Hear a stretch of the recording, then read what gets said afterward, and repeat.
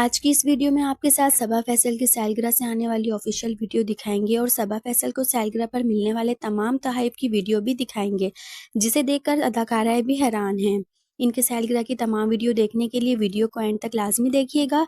Video को like करने के साथ सब्सक्राइब भी कर दीजिएगा ताकि हमारी आने वाली हर वीडियो आप तक बआसानी पहुंच सके। यूएफयू इन्फो की नई वीडियो में एक बार फिर से खुशामदीद।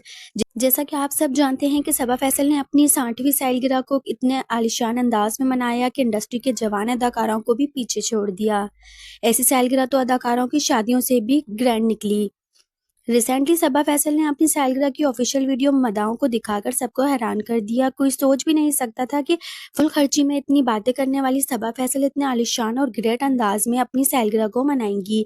सबा फैसल ने अपने इंटरव्यू में यही कहती नजर आती हैं कि उन्हें इस तरह के इवेंट में ज्यादा फजूल खर्ची नहीं पसंद और अल्लाह को भी फजूल खर्ची बिल्कुल भी नहीं पसंद। इनकी तरह को देखकर तो हर कोई सबा फैसल को ट्रोल कर रहा है कि सबा फैसल को अपनी सालगिरह में इतने करोड़ों लगाने की क्या जरूरत थी। सबा फैसल सालगिरह को अपनी फैमिली के साथ एंजॉय नहीं किया बल्कि इंडस्ट्री की तमाम अपनी दोस्तों के साथ भी एंजॉय किया है।